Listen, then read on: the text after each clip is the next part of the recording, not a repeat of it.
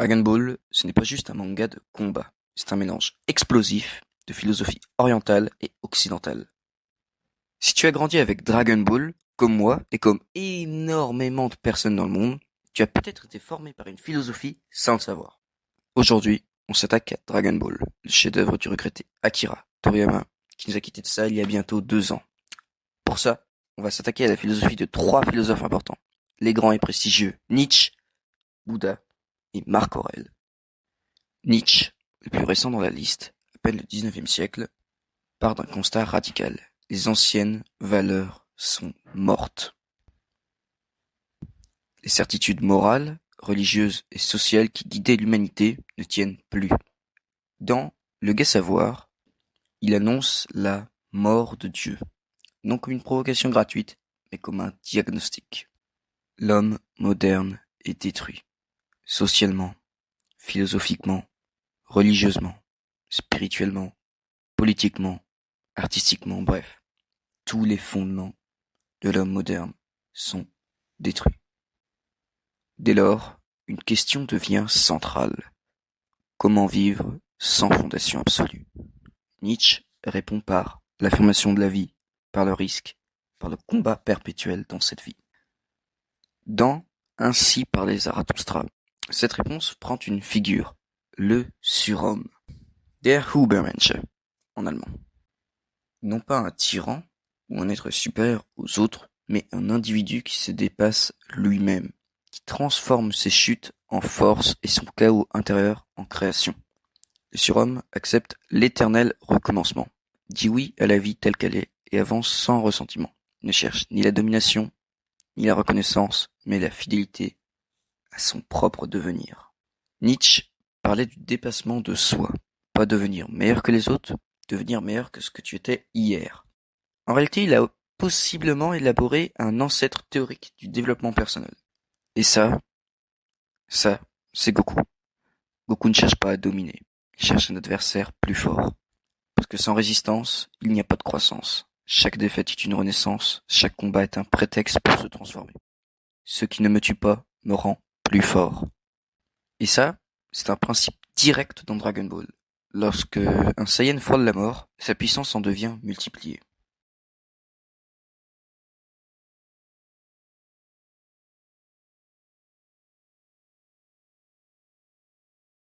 C'est exactement l'idée du surhomme chez Nietzsche. Quelqu'un qui se recrée sans cesse, qui ne s'arrête jamais à une forme finale.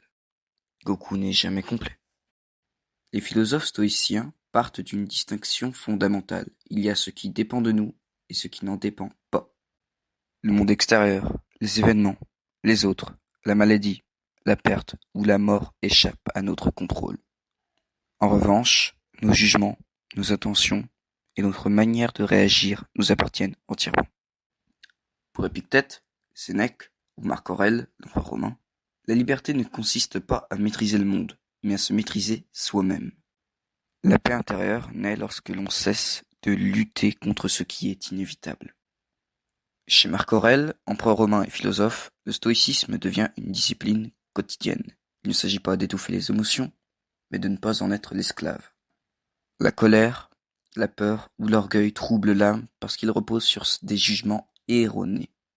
Le sage apprend à rester droit qu'au milieu du chaos, à agir avec justice, calme et lucidité, même dans l'adversité. La force véritable n'est pas spectaculaire, elle est silencieuse, constante et intérieure. Le stoïcisme dit une chose simple. Tu ne contrôles pas le monde, tu contrôles ta réaction au monde. Goku ne combat presque jamais par haine. Il reste calme, centré, présent. Marc Aurèle écrivait que rien ne te trouble, sauf ta propre conduite. Dans Dragon Ball, la vraie faiblesse n'est pas de perdre, c'est de perdre le contrôle de soi. Vegeta souffre parce qu'il est dominé par son ego. Goku avance parce qu'il accepte ce qu'il est. C'est du stoïcisme pur, version shonen. La pensée de Bouddha part d'un constat simple et lucide. L'existence est marquée par l'insatisfaction. Cette souffrance ne vient pas du monde en lui-même, mais de notre attachement à l'ego, au désir, à la possession, au résultat. Vouloir que les choses soient autres que ce qu'elles sont crée la frustration.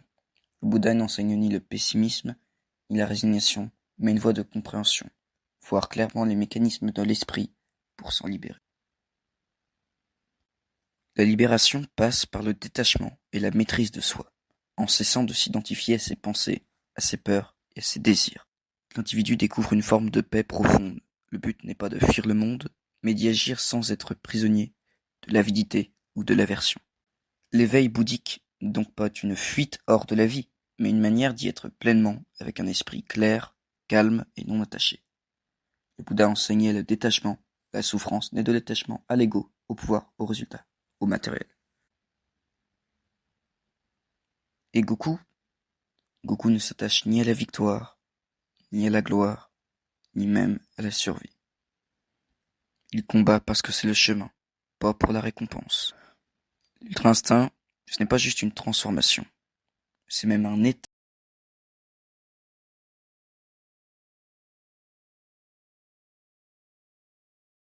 Plus de pensée, plus de peur, plus d'ego. Le corps agit seul, c'est littéralement une idée bouddhiste. Dragon Ball, c'est de Nietzsche de se dépasser sans fin, du stoïcisme de maîtriser son esprit, et du Bouddha de se détacher de l'ego. Une philosophie simple, mais exigeante. Dragon Ball ne te dit pas « sois plus fort », il te dit « continue ». Continue à t'entraîner, continue à tomber, continue à le devenir. Le combat n'est jamais contre l'autre, il est contre ce que tu étais hier. Sur ce, j'espère que ça vous aura plu. J'aimerais bien que vous likez s'il vous plaît, que vous abonnez, parce que ça me soutiendrait un petit peu. On se retrouve pour des nouvelles vidéos de ce style. Tchuss, au revoir. Allez, ferme ta gueule!